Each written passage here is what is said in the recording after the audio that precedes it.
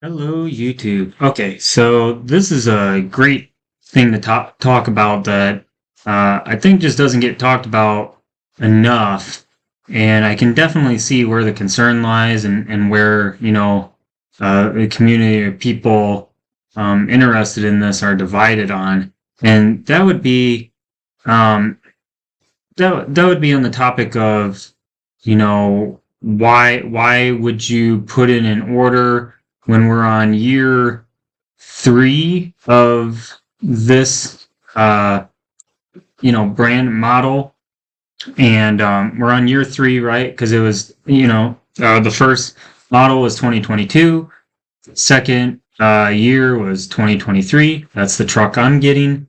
And then now we're moving on to 2024 are going to start being built. Year three is going to start in October here. So, it comes to a question every year, the price goes up.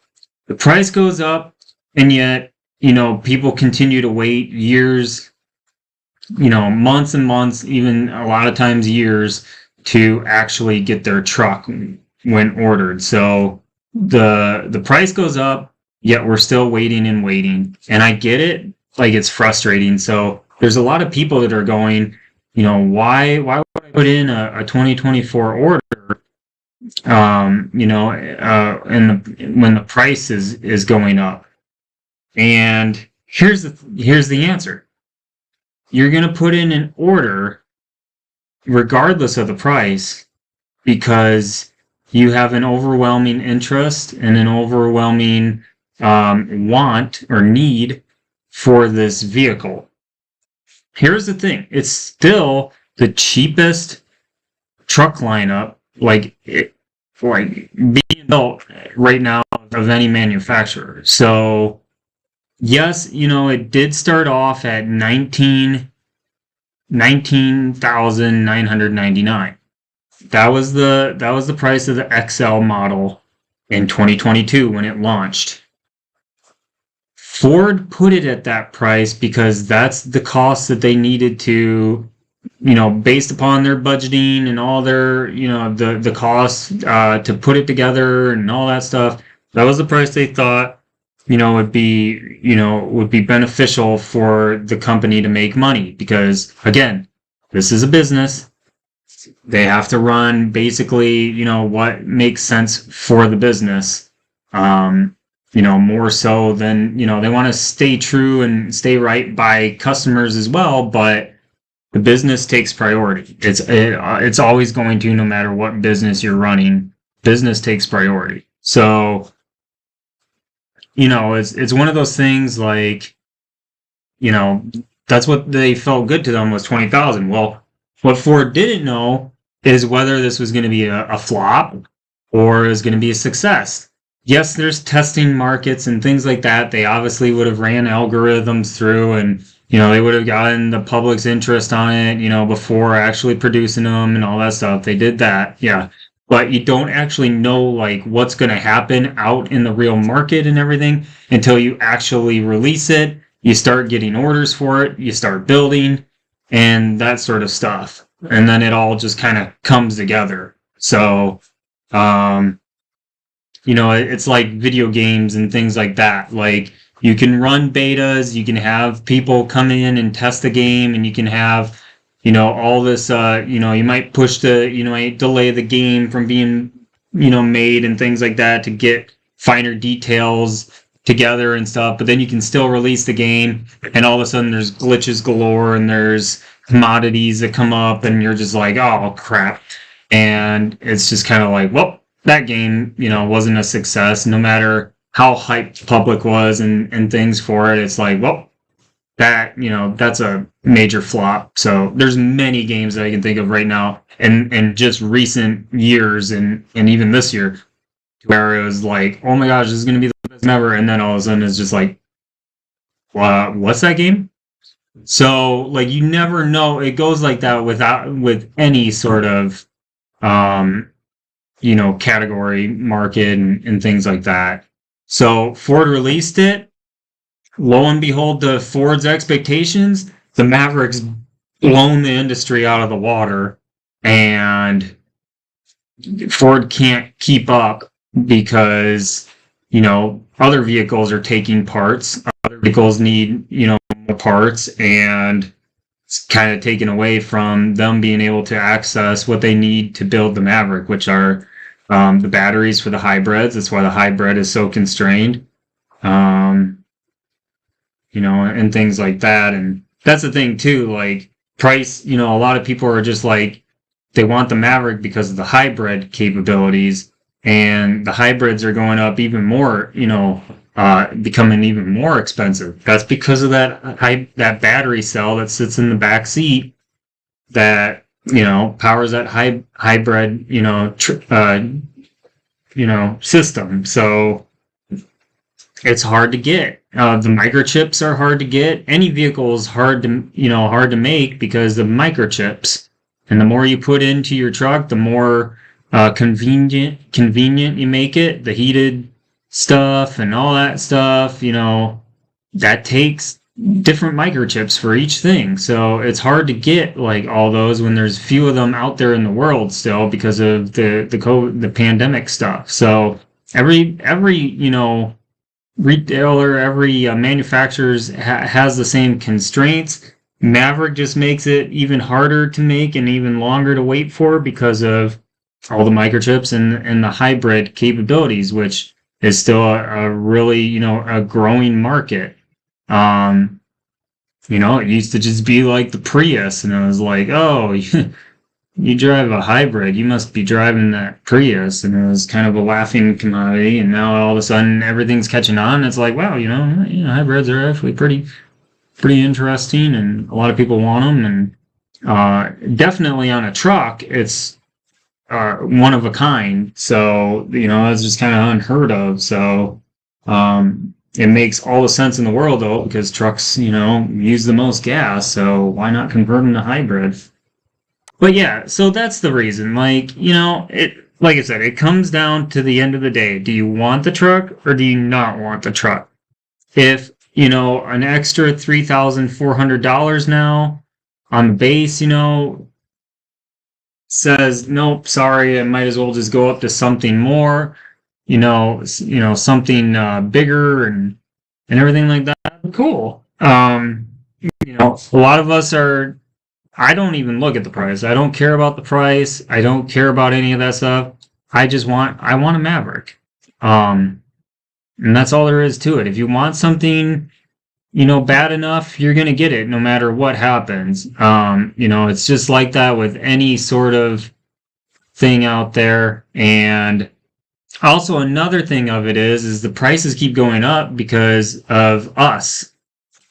People keep buying these Mavericks and then selling them for huge, high increases because it's hard to get, and they know people are gonna open up their wallets enough to get it. So they're taking them, and then people are getting rid of them to upgrade and stuff, or just outright selling them to other people that are still waiting on their orders, and they're marking them up a lot. And that's just the nature of the business when things are in high, supply and demand, is you're going to have that. It's not just with trucks and vehicles. It's with, the majority of where I see it is the gaming world. Every time a new game system comes out, scalpers buy the systems, and then they mark them up and sell them for well over what their retail is. So it's the same thing with the truck. Only thing is that, those gaming system, companies aren't, releasing new models year after year after year. So they don't, their prices don't increase or anything like that. They just kind of deal with it. But, with trucks, like every year there's a new model. And if we're out there just selling trucks up and everything like that, Ford's just going to be like, well, we want some of that high markup money. So this is what we're going to do. We're going to increase prices. And then they're going to increase prices by a little bit. And then people are going to buy that because they're like, oh yeah, sweet. Well, I still have a chance of getting my truck. So, I might as well just get that. And So they're going to pay it. But that's just kind of the nature of the business. If you don't want a Maverick, don't get a Maverick. You know, you don't want to wait for that long, then don't wait for that long. Get an F-150. Pay 20 grand more. Every truck is going to be more expensive. This is still the like cheapest truck out there, so it's just, you know, dependent on like what you need and, you know, that sort of thing. You know, you can go to any of their vehicles and yeah, still a lot more. Ranger, the next size up, 27,000 is what it starts at. Here's, you know, F-150 can be hybrid, but that starts at 34,000. I mean, yeah, what do you want, guys?